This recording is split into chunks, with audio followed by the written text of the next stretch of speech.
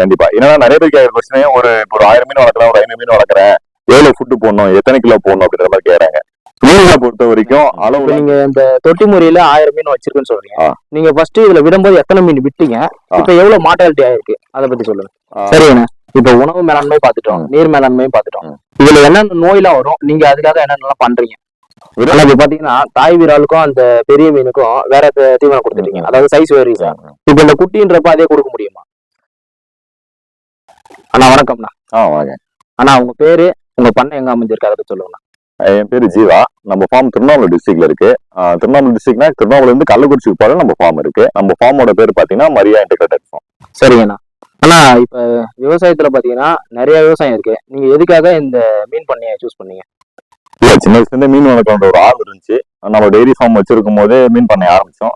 So இப்போ மீன் பண்ண கொஞ்சம் லாபம்ன்றதால நம்ம அதே கண்டினியூ பண்ணிட்டு இருக்கோம். சரிங்கண்ணா. ஆனா இப்ப எத்தனையோ தொழில இதை சூஸ் பண்ணன்னு சொன்னீங்கல்ல, எதுக்காக இந்த விரால் மீனை மட்டும் நீங்க சூஸ் பண்ணீங்க? எனக்கு பொதுவாக இயற்கை விவசாயம் பண்ணணுன்ற ஒரு ஆசை இருக்கு. ஃபார்மிங் அப்படின்ற விஷயம் தான். அவங்க இட வசதி பெருசாக இல்லைன்றதால குறைஞ்ச நாள் என்ன பண்ண முடியும், லாபகரமா பண்ண முடியும், நம்ம மீன் பண்ணை தான் பண்ண முடியும். ஸோ அதனால நம்ம மீன் பண்ணைக்குள்ள வந்தது. சரிங்கண்ணா. இப்ப இந்த மீன் பண்ண பண்றதுக்கு முன்னாடி நீங்க என்னென்ன பண்ணிட்டு இருந்தீங்க? நான் ப்ரொஃபஸரா ஒர்க் பண்ணிட்டு இருந்தேன். அதுக்கப்புறம் பாத்தீங்கன்னா டெய்ரி ஃபார்ம் ஸ்டார்ட் பண்ணேன். அதுல கொஞ்சம் ஆள் பற்றாக்குறை வந்தால அதுக்கப்புறம் நான் மீன் பண்ணைக்குள்ள வர வேண்டியதா போச்சு. சரிங்கண்ணா. ஆனா இந்த ஃபிஷ் ஃபார்ம் எந்த முறையில் நீங்க வளர்க்குறீங்கண்ணா? நம்ம ஃபார்ம் பாத்தீங்கன்னா ஏக்கர் கணக்கெல்லாம் குளவட்டிலாம் நம்ம போனல. நமக்கு இலவசம் அந்த அளவுக்கு இல்லைன்றதால தொட்டில் முறையிலையும் வளர்க்குறோம், தாழ்பாலையிலையும் வளர்க்குறோம், மண்குட்டிலையும் வளர்க்குறோம். இருக்கிறத வச்சு என்ன பண்ண முடியுமோ அதை நம்ம பண்ணிட்டு இருக்கோம். சரிங்கண்ணா. இப்ப தொட்டில் முறையில வளர்க்குறேன்னு சொல்றீங்களா, அதுல எத்தனை ஃபிஷ் இருக்கு, எதுக்காக அதை சூஸ் பண்ணீங்க? தொட்டின்றத விட தாழ்பாலையில் தான் பண்ணிட்டு இருக்கேன். மெயினா தாழ்பாலையில குறைஞ்ச இடத்துல விரால சக்சஸ்ஃபுல்லா வளர்க்க முடியுமா அப்படின்றத நான் ப்ரூவ் பண்ணுறதுக்காக வேண்டி. ஸோ ஒரு 400 சதுரடி தான். அதுல பாத்தீங்கன்னா 25 அடி நீளம், 15 அடி அகலம்.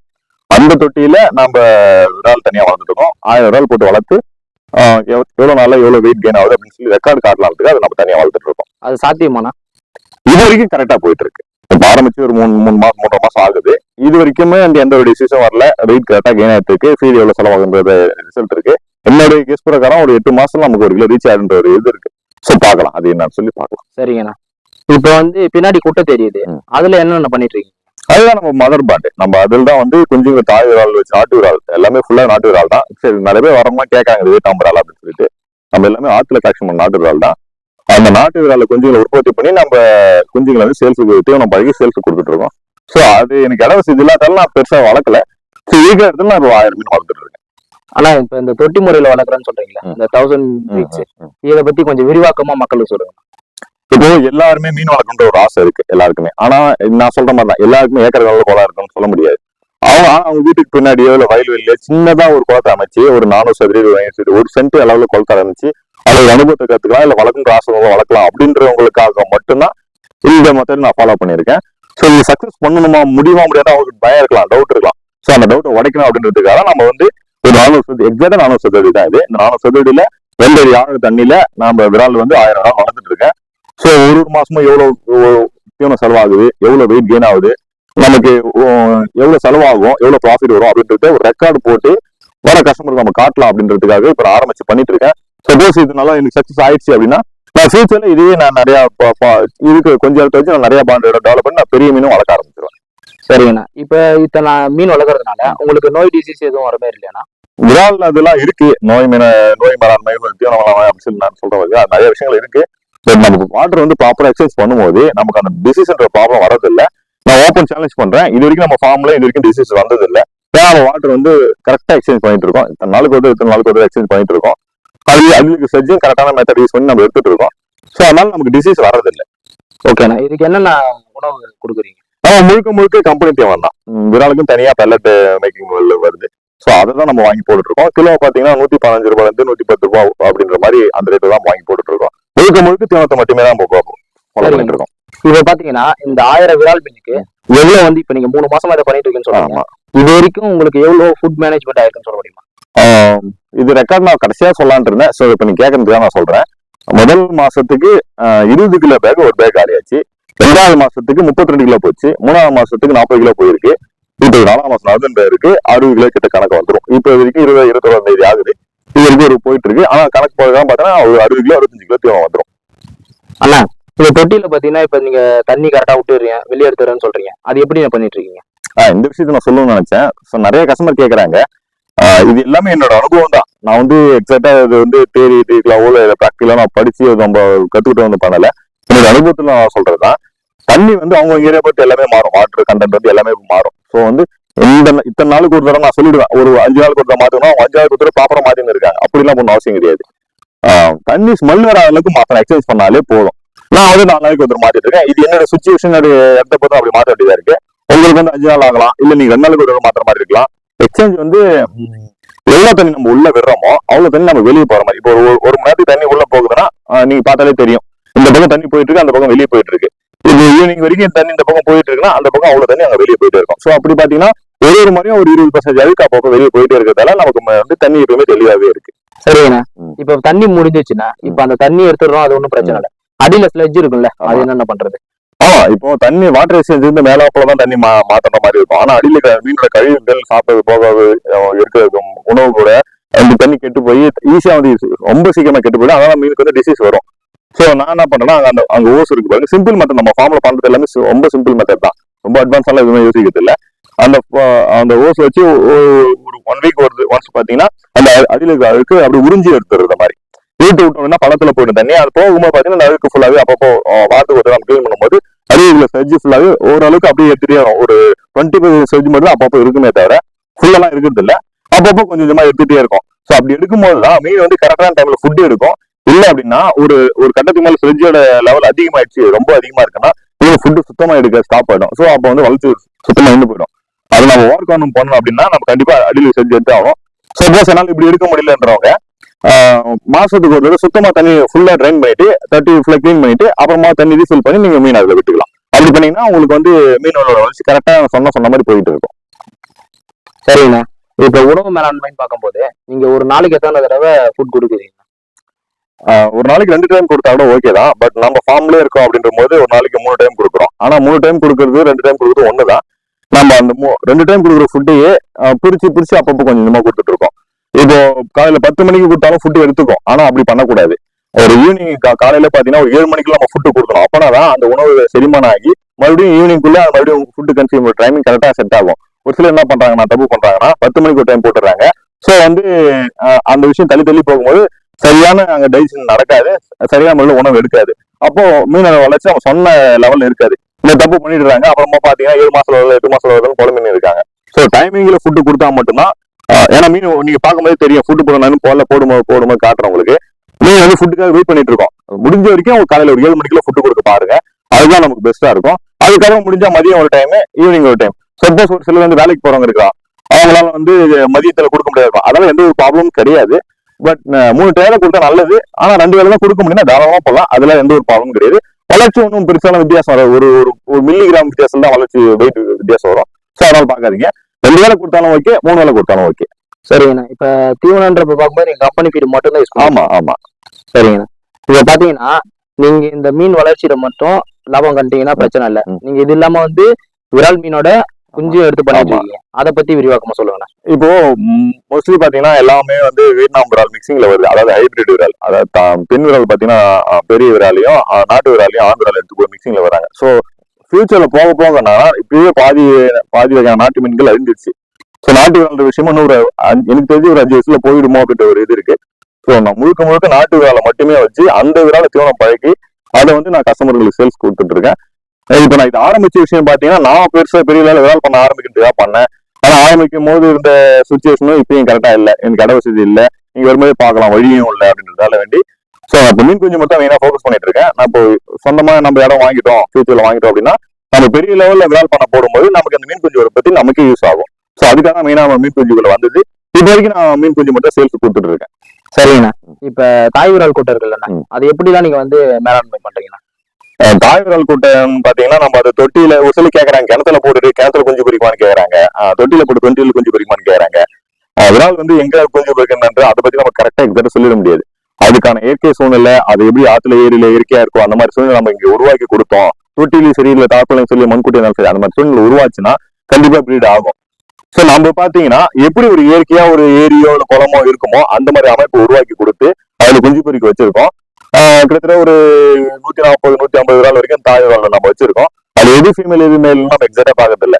பட் அதுவே பேர் ஆகிதுங்க, அதுவே நம்ம குஞ்சு பொறிக்குதுங்க. மாசத்துக்கு நம்ம ஒரு 20 30 குஞ்சு நமக்கு கிடைக்குது. அந்த குஞ்சுகளை நம்ம தனியா எடுத்து ஒரு 60 நாள் வரைக்கும் 60 70 நாள் வரைக்கும் நம்ம வளர்த்து 3 இன்ச்சு சைஸ் வரும்போது 3 சைஸ் வரும்போது நம்ம கஸ்டமர் சேல்ஸ் கொடுத்துட்டு இருக்கோம். முழுக்க நாட்டு விரால் அதை நம்ம தீவனம் பைக்கு கொடுத்துட்டு இருக்கோம். பட் அந்த தாய் விரால் குட்டியை மெயின்டைன் பண்ணுறது நேச்சுரலா அந்த விரால் வளர்க்குற மாதிரி நம்ம மெயின்டைன் பண்ண முடியாது. அது நம்ம தனியா மெயின்டைன் பண்ணி ஆகணும். அதை நான் அதை கரெக்டா பார்த்து பண்ணிட்டு இருக்கேன். ஓகேண்ணா, சரிண்ணா. இப்ப உணவு மேலாண்மை பார்த்துட்டோம், நீர் மேலாண்மையும் பார்த்துட்டோம். இதுல என்னென்ன நோயெல்லாம் வரும், நீங்க அதுக்காக என்னென்னலாம் பண்றீங்க? ஒருவேளை நோய் வருது அப்படின்னா அந்த தண்ணி சுத்தமா இல்லாத பட்சத்துல மட்டும்தான் வரும். இப்போ மீனோட அழுக்கும் உள்ளதா இருக்கு, நம்ம போடுற ஃபுட்டும் சரியா சாப்பிடாம அந்த ஃபுட்டும் உள்ளதான் போகும் போது தண்ணி ஈஸியா கெட்டு போகும். அந்த கெட்டு போன தண்ணியில மீன் இருக்கும் போதே மீனுக்கு அலர்ஜி மாதிரி வர ஆரம்பிச்சிடும். வால்ல வந்து அம்மா மாதிரி வரும், புண்ணு வரும். அந்த புண்ணு டெவலப் ஆச்சா மீன் ஃபுட் எடுக்காது, இறந்துடும். ஸோ மீனுக்கு நோய் வரக்கூடாதுன்னு நினைக்கிறோம். அதாவது இப்போ மாட்டுல மடிநோய் வருதுன்னா மடிநோய் வந்ததுக்கு அப்புறம் என்ன பண்ணணும் யோசிக்கிறத விட மடிநோய் வரதுக்கு முன்னாடி நம்ம பார்த்தாகணும். ஸோ அதே மாதிரி மீன்ல வந்து நீங்க வாட்டர் மட்டும் தண்ணி மட்டும் கரெக்டா எக்ஸசைஸ் பண்ணிட்டீங்க அப்படின்னா நமக்கு அந்த டிசீஸ் வர்றது கிடையாது. நம்ம ஃபார்ம்ல கிட்டத்தட்ட ஒரு 50,000 குஞ்சுங்க ஸ்டாக் இருக்கு, பிளஸ் இங்க இருக்கு, அங்கி மீன்கள் இருக்கு, தாய் விரால் இருக்கு. நீங்க எந்த விராலுக்குமே வந்து நீங்க நோயை பார்க்க முடியாது. ஏன்னா நான் தண்ணி கரெக்டா மாத்தினே இருக்கேன். என்னோட மெயின் ஃபோக்கஸ் அதுதான். ஒருவேளை ஃபுட்டு போடலாம் அதை ஃபீல் பண்ண மாட்டேன். பட் ஒரு நாளைக்கு நான் சொன்ன டைம்ல தண்ணி கரெக்டா மாத்திடுவேன். அப்படி மாத்தும் போது நமக்கு எந்த ஒரு ப்ராப்ளம் வரதில்லை, டிசீஸே வரதில்லை. வந்தாலும் நம்ம அந்த டிசீஸ்க்கு என்ன பண்ணலாம்னு சொல்லலாம். ஸோ நான் இது வரைக்கும் நான் ஃபேஸ் பண்ணதில்லை. ஒரு சில டைம்ல அந்த வெயில் தாங்க முடியாம ஏதோ ஓனர் இறக்கலாம், அது வந்து ரன்னிங் மாட்டாது, நம்ம ஒன்றும் பண்ண முடியாது. டிசீஸ் வர்றதில்லை. சரிண்ணா, இப்போ வந்து உங்க ஃபார்ம்ல டிசீஸ் வந்ததுன்னு சொல்றீங்க. இப்போ புதுசா ஃபார்ம் ஸ்டார்ட் பண்றாங்க, அவங்களுக்கு சப்போஸ் டிசீஸ் வரலாம். இல்ல ஆல்ரெடி மீன் பண்ண வச்சிருக்காங்க, அவங்களுக்கு டிசீஸ் வந்திருக்கலாம். சில பேருக்கு தெரியாம இருக்கும். அதனால அந்த டிசீஸ் என்னென்னலாம் வரும், அது எப்படி கட்டுப்படுத்துறது அதை மட்டும் சொல்லுங்க. பொதுவா பாத்தீங்கன்னா இந்த பனிக்காலத்துல நோய் வரலாம். ஏன்னா வந்து டெம்பரேச்சர் வேரியேஷன் வந்து விராலில் வந்து ரொம்ப பெரிய விஷயமா இதாகும். ஸோ இப்போ நைட்டு ரொம்ப டெம்பரேச்சர் கம்மியாயிடும், பகல் கொஞ்சம் ஜாஸ்தி ஆகும். இப்படி டெம்பரேச்சர் வேரியேஷனால மீனுக்கு வந்து பாத்தீங்கன்னா வால்ல வந்து அழுகல் நோய் மாதிரி வரும். ஸோ இதை நம்ம இப்போ சால்வ் பண்ணோம் அப்படின்னா நம்ம காலையில டெம்பரேச்சர் கண்ட்ரோல் பண்ண மாதிரி ஒரு நார்மலுக்குலாம் நம்ம மோட்டர் போட்டு தண்ணி விட்டோம் அப்படின்னா அந்த டெம்பரேச்சர் ஒரு ஈவன் ஆயிடும். ஸோ டிசீஸ் வரதுக்கு வாய்ப்பு இல்லை. அப்படியே வரக்கூடாதுன்னு நினைக்கிறவங்க வாரத்துக்கு ஒரு தடவையோ இல்லை 2 வாரத்துக்கு ஒரு தடவையோ மஞ்சத்தூள் அது கூட கொஞ்சம் உப்பு மிக்ஸ் பண்ணி போட்டுட்டீங்கன்னா ஒரு ஆன்டிபயோட்டிக் மாதிரி இது. ஸோ டிசீஸ் வராது. ஆனா டிசீஸ் வரக்கூடாதுன்னு நினைக்கிறத மெயினா வந்து தண்ணி எக்ஸ்சேஞ்ச் பண்ணணும். அந்த அடியில் சர்ஜியா மாசுக்கு ஒரு கம்ப்ளீட்டா கிளீன் பண்ணி ஆகணும். இதை நீங்க ஃபாலோ பண்ணா டிசீஸ் வராது. வரக்கூடாதுன்னு நினைக்கிறவங்க இந்த மஞ்சத்தூள் அப்படின்னு தாண்டி போச்சா நீங்க பொட்டாசியம் பெர்மாங்கனேட் இருக்கு. இதுக்கு தாண்டி நிறைய மெடிசன் இருக்கு. அது வந்து நீங்க ஃபார்முக்கு நேரில் வரவும் அவங்க தெளிவா சொல்றேன், வெளியில சொல்ல முடியாது. ஓகேண்ணா, நன்றிண்ணா.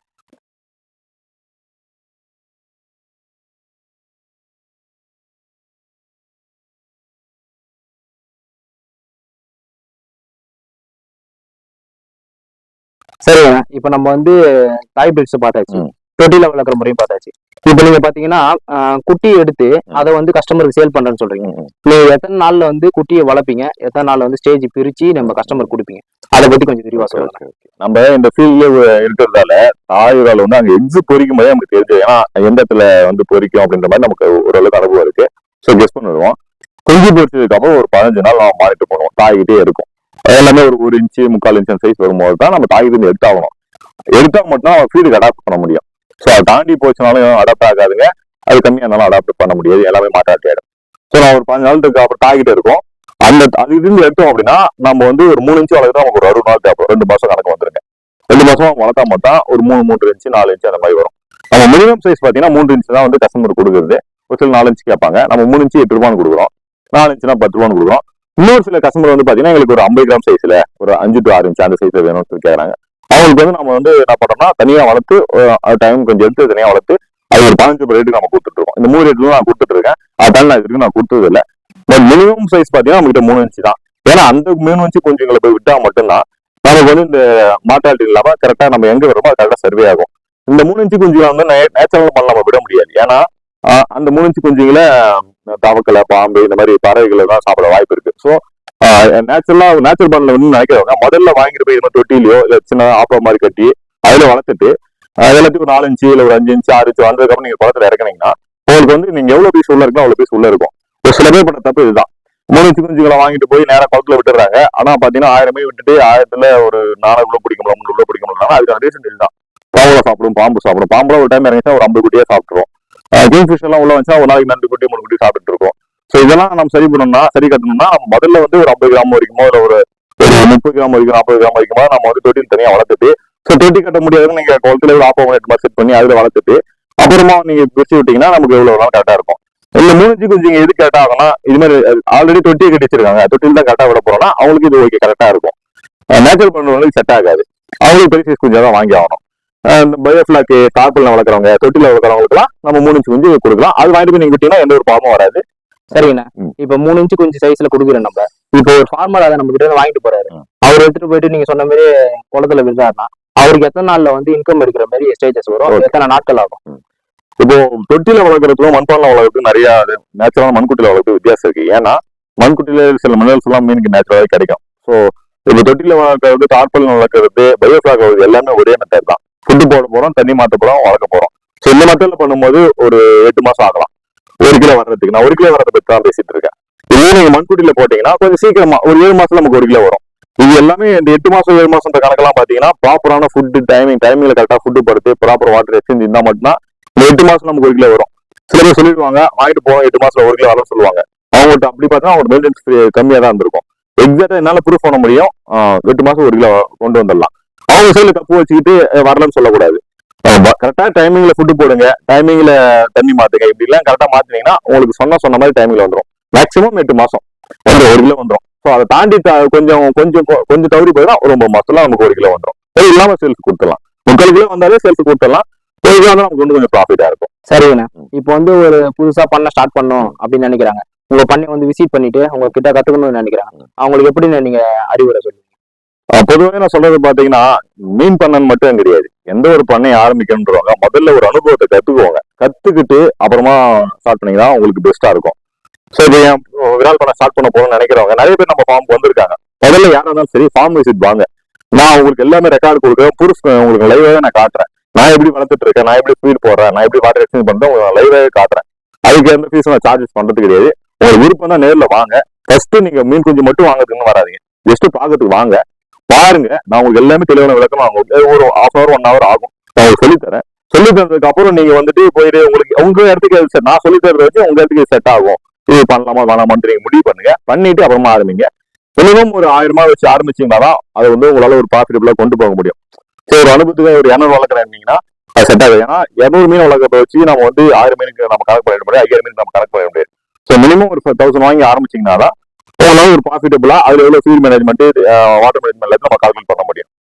ஸோ நம்ம கொடுத்துட்டு பாத்தீங்கன்னா மினிமம் வந்து எவ்வளவு வேணா கொடுத்துட்டு இருக்கோம். ஃபார்முல வரவங்களுக்கு மினிமம் ஃபார்முல நேரில் வந்து வாங்குறவங்களுக்கு ஒரு 50% கொடுத்துட்டு தான் இருக்கும்.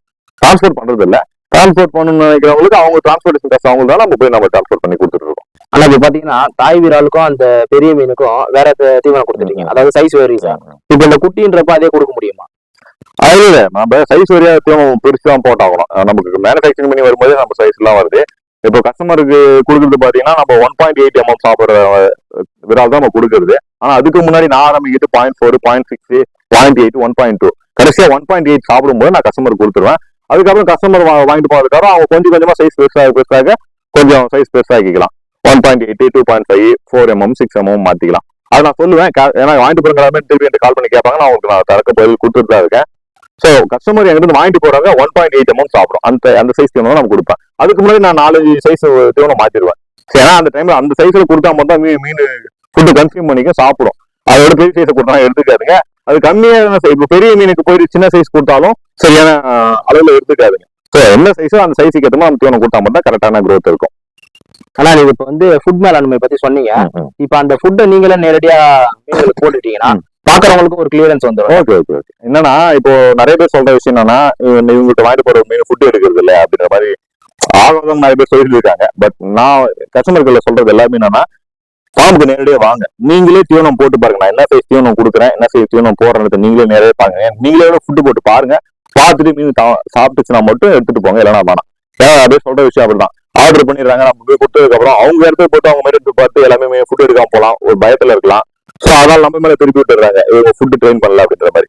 ஸோ நான் யாரா இருந்தாலும் ஃபார்முக்கு வாங்க, நேரில் வாங்க, பாருங்க, பார்த்துட்டு எடுத்துட்டு போங்க தான் சொல்றேன். இப்போ நான் உங்களுக்கு ஃபுட்டு போட்டு காட்டுறேன் பாருங்க.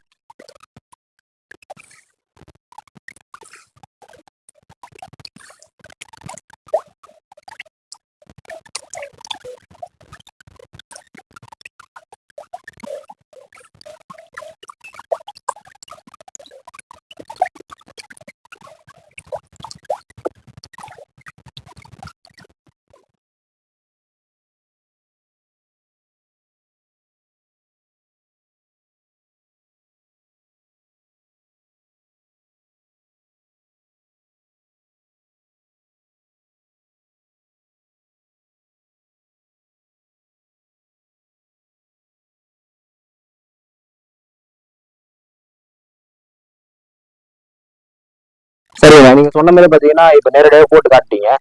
நீங்க போட்ட கொஞ்ச நேரத்துல பாத்தீங்கன்னா மீன் அந்த ஃபுட்டுமே சாப்பிட்டுச்சு.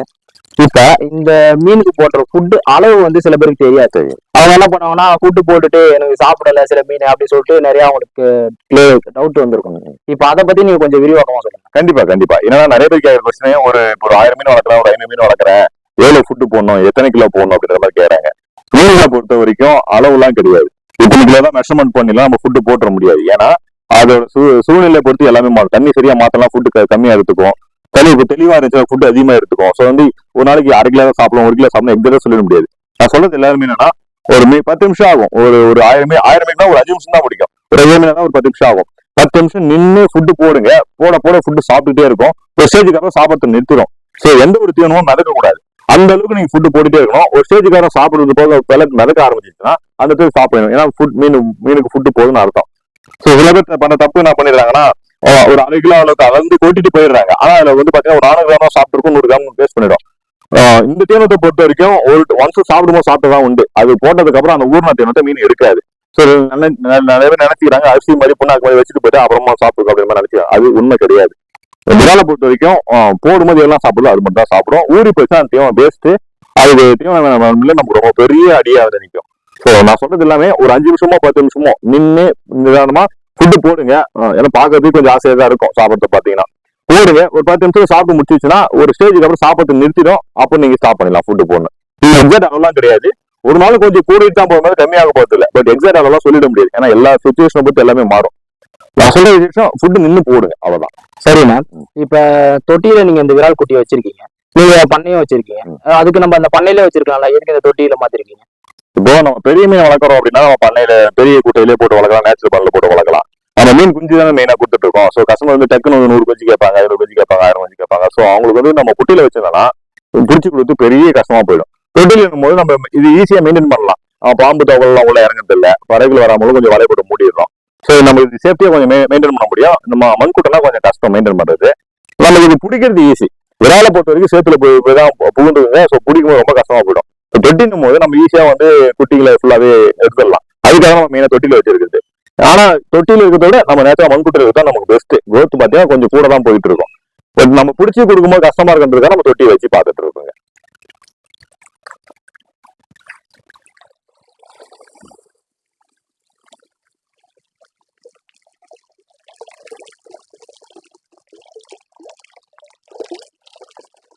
சரிண்ணா, இப்ப நீங்க இந்த தொட்டி முறையில 1000 மீன் வச்சிருக்குன்னு சொல்றீங்க. நீங்க ஃபர்ஸ்ட் இதுல விடும்போது எத்தனை மீன் விட்டீங்க? இப்ப எவ்வளவு மார்டாலிட்டி ஆயிருக்கு அதை பத்தி சொல்லுங்க. எப்பவுமே நம்ம வந்து பாத்தீங்கன்னா ஒரு 1000 மீன் வளர்க்கணும்னா 100 மீன் எக்ஸ்ட்ரா தான் விடுவோம். ஏன்னா ரன்னிங் மார்டாலிட்டின்னு ஒண்ணு இருக்கு. இது கொண்டு போய் விடும்போது டிரான்ஸ்போர்ட் பண்ணும்போது பிளஸ் பாத்தீங்கன்னா உங்க இடத்துக்கு அடாப்ட் ஆகாம இருக்குது, ஃபுட்டு சரியாம எடுக்காம இருக்குது. இது மாதிரி வந்து ஒரு 1000 மீன் வாங்கணும்னா ஒரு அட்லீஸ்ட் ஒரு 10-20 மணி நேரம் ஆகும். நம்ம என்ன பண்ணணும், 1000 மீன் வாங்கினா ஒரு 1500 ரூபா வாங்கணும், 2000 வாங்கினா ஒரு 2500 ரூபா வாங்கணும். அப்படின்னா தான் நமக்கு மாட்டாட்டி எல்லாம் போக நமக்கு 1000 மீன் கரெக்டா இருக்கும். நான் இப்போ விடுறது பாத்தீங்கன்னா 1000 மீன் தான் விடணும்னு சொல்லி அதுக்கான மெஷர்மெண்ட் தான் போயிட்டு இருக்கேன். நான் விடும்போது பாத்தீங்கன்னா 1500 ரூபா விட்டேன். அப்படி விடும்போது பாத்தீங்கன்னா கொண்டு எகிரி சாகிறது, ஃபுட்டு சரியா இருக்காம டேஜி சாகிறது, அப்படி இப்படின்னு நமக்கு 100 மீன் போனாலும் நமக்கு சொன்ன மாதிரி 1000 மீன் உள்ள இருக்கும். ஸோ நான் எல்லாருமே சொல்றது அதுதான். ஒரு 50 மீன் 100 மீன் எக்ஸ்ட்ரா வாங்கினீங்கன்னா தான் உங்களுக்கு வந்து கரெக்டா இருக்கும். நீங்க 1000 விட்டுட்டு 100 மீன் செத்து போனதுக்கு அப்புறம் நான் பிடிக்கும்போது பாத்தீங்கன்னா உங்களுக்கு 900 மீன் இருக்கேன். 1000 மீனுக்கும் அதே டைமிங் தான், 900 மீனுக்கு அதே டைமிங் தான். 7 மாசம் 8 மாசம் தான் அவ்வளவுதான் ஆக போகுது. ஸோ நம்ம கரெக்டா 1000 மீன் ஒரு டைம் எடுக்கணும் அப்படின்னா நம்ம அது மட்டும் பண்ணி ஆகணும். ஒரு 50 100 மீன் எக்ஸ்ட்ரா தான் நம்ம வாங்கி ஆகணும். சரிண்ணா, இப்ப பெரிய மீனுக்கு நம்ம தீவனம் போட்டு காட்டாச்சு. நீங்க இந்த மீனுக்கு வந்து தீவனம் போட்டு காட்டிட்டீங்க. ஓகே.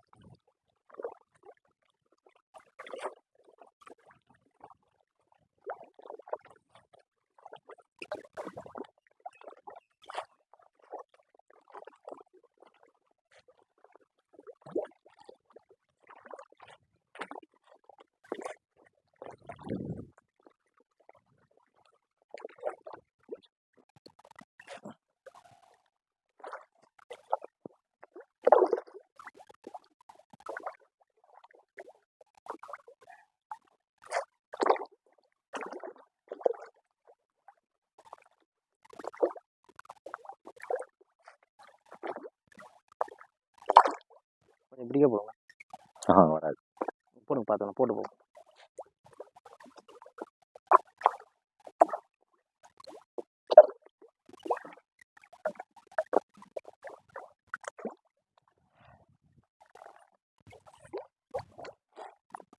ஆனா இப்ப மக்கள் இடையில பாத்தீங்கன்னா ஒரு மிகப்பெரிய கேள்வி ஒண்ணு இருக்கு.